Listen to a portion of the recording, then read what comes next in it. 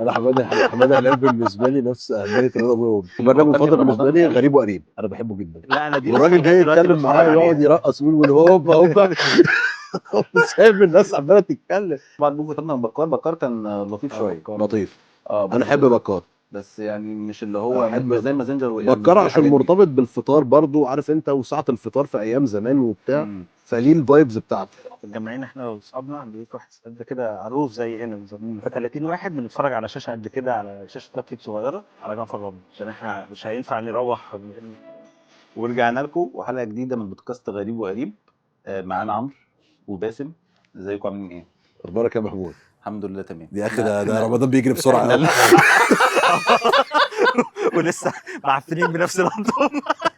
على فكره يا جماعه انا بنصور كل الحلقات في نفس اليوم ده من الاخر طب احنا المره اللي عشان فاتت مصاريف الانتاج احنا الحلقه اللي فاتت كنا بنتكلم عن الاكل اللي هو من نص ساعه. و سؤال كده بقى صغير بقى، وانت بتاكل سواء بقى في الفطار او في السحور بتتفرجوا على حاجه ولا بتاكلوا لا ده وانتوا ساكتين؟ عامه لازم ابقى بتفرج على حاجه وانا باكل. لازم تتفرج على حاجه وانت لازم. بتاكل. انا عامه نفس الكلام، يعني ما ينفعش. يعني انا بالنسبه لي الوجبه مرتبطه بالفيلم. طب حلو قوي. ايه اكبر بقى فيلم ولا مسلسل ولا برنامج اي حاجه ولا... طب إن شاء ايه اكتر الله. حاجه يعني معلقه معاكم في رمضان، سواء برنامج مسلسل؟ انا احب المداح قوي. يعني انا بالنسبه لي آه. اهميه حماده هلال يعني من رضا ابويا وامي في رمضان. بالنسبه لي المداح ده احبك يا استاذ حماده بجد. لو لا حابب تطلع معانا تنورنا. يعني انا حماده هلال بالنسبه لي نفس اهميه رضا ابويا وامي. ما اقدرش. طب ده كمسلسل، كبرامج بقى اي برنامج عمله حماده هلال برضه. برضه هو ما بيعملش. يعني انا انا البرنامج اللي برنامج بيفكرني المفضل بالنسبه برمضان لي قوي غريب وقريب، انا بحبه جدا، برنامج ده. خفيف ولطيف. ده دي حقيقه ده يعني. رمضان السنه دي هبقى دايما بتفرج وانا استنونا يا باكل جماعه كده. في رمضان السنه دي وانا دايما غريب وقريب. باكل هنا لازم. رمضان اي السنه نعم دي احنا دايما 8 بتفرج حلقات عليه. بس هنبقى كل حلقه بنتفرج عليها. لكن انا مثلا البرنامج بتاع رمضان يعني بالنسبه لي كاميرا خفيه. بس إبراهيم نصر. بقت زكي رامز؟ زكريا زكيه زكريا وقبل الحاجات زكيه القديمه زكريا كده. كمان. ايوه حاجات ايوه. قديمة. يعني وانا صغير انا يعني مش فاكر كان كام لا موسم، وكان يعني كان بيعمل كام حاجات رمضان. غريبه والله العظيم. يعني لا انا اقول لك والله بجد المقالب اللي كان بيعملها ابراهيم نصر الله يرحمه لا كان مفيش creative. مقارنه. مفيش ده في مقارنة. مره كانوا creative مقارنه عاملين بزمان يعني. ايوه في مره كانوا عاملين حلقه في مركب والناس قاعده بتاكل، قال لهم احنا طالعين الحبشه. يعني فاكر ده. لا انا دي لسه والراجل لغايه جاي دلوقتي يتكلم بتفرج معايا يقعد عليها. يرقص ويقول هوبا هوبا سايب الناس عماله تتكلم. الراجل يقول له حبشه ايه ورايا شغل بكره. وبعدين ده كان زمن اللي هو ايه، المقالب الخفيفه. رمضان والناس الطيب. كانت محترمه. اللذيذ. والناس يعني تخيل انت رحت دلوقتي قلت لواحد انا طريق الحبشه، طريق الحبشه ايه؟ قول له رايحين الهرم. ايوه شفت ايش الحبشه؟ ثروت لما ما نزل عمل الراجل اللي هو حميد الطويل في ده. الحدائق، عمل شفت مقالب شفت في حدائق الاهرام، بس فكان بيتضرب هناك ايوه بقى طب الطريق. طب طريق يعني طب ممكن الناس خلقها انا ده يا ممكن عم. بعد الكاميرا الخفيه احلهم بينهم اللي هي الاولانيه، اللي هو اللي هو بتاع بتاع 3 2 1 هو بتاع عمرو رمزي شابه بس بدي هو واخد نفس عليه. الهيئه، هو ماسك واخد الورقه نفس السين. ايوه واخد نفس الهيئه فعلا. صح. لا انا يعني فعلا المقالب بتاعت زمان، بس دي على طول مش لازم رمضان بالذات يعني. دلوقتي مؤخرا يعني اللعبه لما ما طلعش السنه اللي فاتت كنت متضايق جدا، رمضان كان فاضي لغايه ما هشام ماجد انقذنا باسمه ايه المسلسل، اشغال شقه. اشغال شقه ده جميل قوي قوي. انا ما اتفرجتش عليه بس يعني بشوف وانا احب برضه يعني انا اسماء جلال في وحماده هلال. في اسماء جلال وحماده هلال. انا برضه اسماء جلال من الناس اللي بالنسبه والله لي انا الاخر لو اسماء جلال عاوزه تطلع بس بعد حلقه حماده هلال. انا لو اتسالنا مسلسلات انا اخر يعني اولي او اللي انا فاكره يعني احمد عبد العزيز. هو مش كبير قوي كده يا جماعه، هو صغير بس يعني. اوفر قوي احمد عبد العزيز ده.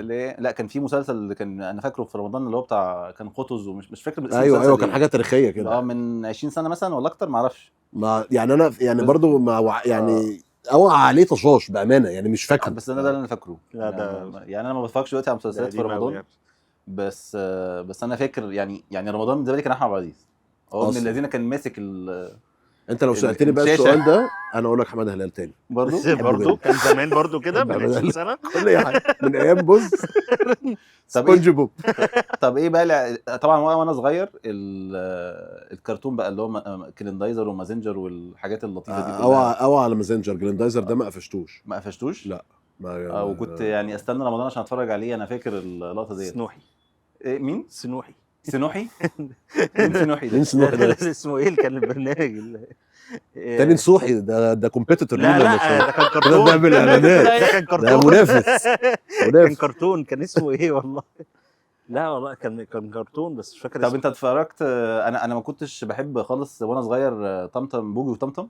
ما اعرفش ما كنتش وكان برضو بعد بوجي وطمطم بكار كان لطيف شويه. بكار. لطيف. بس انا احب بكار. بس يعني مش اللي هو أحب مش زي مازنجر يعني بكار عشان مرتبط بالفطار برضو، عارف انت، وساعه الفطار في ايام زمان وبتاع، فليه الفايبز انت بتاعته. كده ما حضرتش بقى بوجي وطمطم؟ لا لان هو برضه كان ما عاش أيام عليه. الفطار. لا انا كنت بخاف من النوم اصلا. يعني مش بخاف من بوجي وطمطم. كان في حد كان كده في مش حد فاكر كده كان عم الراجل شكشك. الكبير ده. عم متهيألي عم شكشك.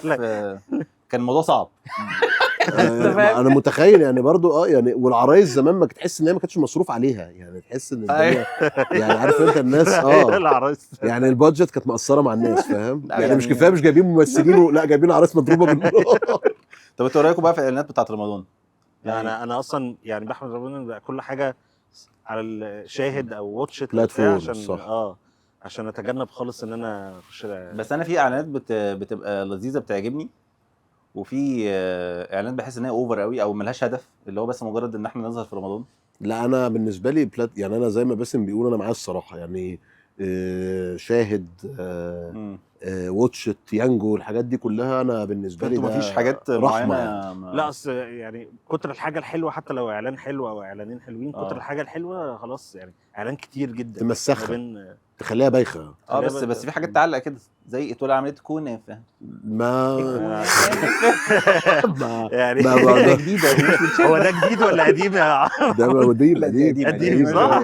لا بس لا في حاجات كده بتعلق معاك. ايوه بس ما لا ما وتلاقي فيش. انت بتغنيها في الشارع بلا هدف. انت يعني هو انا بالنسبه لي الاعلانات بس الفقره اللي هي بتاعت الرمز، فاهمني؟ اللي انا مضطر ابقى قاعد بتفرج فيها على التلفزيون، يعني ما بقاش عارف اتفرج على بلاتفورم، فاهم؟ ساعه فطار وبتاع، فانا كده لازم فاتحين التلفزيون. فالاعلان بقى اللي هيجي قدامي ساعتها هتفرج عليه، لكن غير كده لا ما فيش يعني. طب انتوا بقى انت المحتوى اللي انت بتحب تتفرج عليه في رمضان ايه؟ يعني مسلسلات بس ولا في برامج معينه، نوعيه برامج معينه مثلا، ولا على حسب اللي نازل؟ ولا السؤال ده مش حلو. مش حلو؟ عادي نعديه. ده سؤال واحد. طب ايه بقى نوعيه المحتوى اللي انت بجد والله لا روح السؤال تاني. ايه نوعيه محتوى ايه؟ المحتوى هو اي دين مسلسل اتفرج عليه خلاص يا عم ونرجع. هات سؤال تاني. الطلاق اذكى يعني لو اتفرج على مسلسلات يعني مسلسل خيال علمي يعني. طيب انت ايه رايك في الزحمه بتاعت رمضان بقى في المسلسلات؟ ده انا افتكرتك هتقول لي زحمه الطريق. بكام بجد قبل الفطار. والله العظيم. لا دي كارثه. انا بالنسبه لي ده فعلا ده سؤال اهم من زحمه مسلسلات رمضان. زحمه الطريق قبل الفطار يعني ولا بحس ان المغرب بيجي فجاه، يعني الناس مش عامله حساب على وصل روحي فجاه. لقيتني مثلا فطرت فجاه. بكام بجد يعني المغرب بيجي فجاه. يعني تحس ان فجاه الناس كلها بتنزل الشارع ساعه حشر كده في نفس الوقت. بس قبل المغرب ولا ممكن بالليل بقى بعد استنى بس عشان سامح مخوفني وهو بيتحرك ماشي. انا اسف. فالناس كلها بتتحرك مره واحده، يعني تحس ان الشارع كله ناس بس ده بالليل بقى. لا ده ساعه ده قبل المغرب بساعه مثلا، ساعه ونص. طبيعي صح. وبعد الفطار عامه بقى على مدار يعني من الفطار للسحور، يعني هي الوقت بيبقى فاضي بس مثلا الساعتين اللي هم بعد الفطار دول. مش عشان خاطر الناس كلها عايزه تروح في نفس الميعاد، فهتلاقي الدنيا عشان كده زحمه. طبعا عايزين يشتروا كل حاجه قبل الفطار. يعني انا بالنسبه لي مثلا اي محل حلويات قبل الفطار ده من المحرمات. ده خيال علمي. يعني انا بقيت اطلب الحلويات قبلها بيوم. مكان بجد. يعني مثلا لو عندي عزومه او حاجه اطلب الحلويات قبلها بيوم تجي لي على البيت عشان خاطر نروح بيها. مش مخطط بقى يا عمرو، هتلبس بقى في الطابور. لازم صح. دي حقيقه والله. او اخش بقى فاهم ايه بطولي يعني. جيب كيلو برتقال ولا كيلو موز من اي حته. ايوه والله. طب وزحمه بقى في مره عملت كده اللي هو فعلا جبت كيلو برتقال؟ جبت فاكهه بس ده كده راح التراب. جبت فاكهه اجبرت اعمل ايه. طب هو زحمه الموسم نفسه بقى كبرامج ومسلسلات ومش عارف ايه، وتحس ان انا يعني بنبسط بيها الصراحه، يعني انا بحس ان اليوم دوشه، انا احب دوشه رمضان. وبتحاول تتفرج عليهم كلهم ولا لا عادي يعني، ما اهم حاجه حماده هلال زي ما قلت لكم، واي يعني هو اي حاجه تانية بعد حماده هلال؟ يوسف الشريف حماده هلال بعد كده اسماء جلال وبعد كده احب اللي هو اسمه ايه، حرب مش عارف اللي هو وور بلان دوت، اللي هو فن الحرب دوت، هو برضو مسلسل منزله السنه دي حلو يعني. وانت يا باسم؟ هشام ماجد وشيكو. وهشام ماجد صح، واشغال شقه برضه، بس هم مش منزلين للاسف السنه دي. بص انا دايما بميل للحاجه اللي هتبقى ترفيهيه اكتر، مش بحب في رمضان بالذات، مش عايز المسلسلات اللي هي تفكير كتير او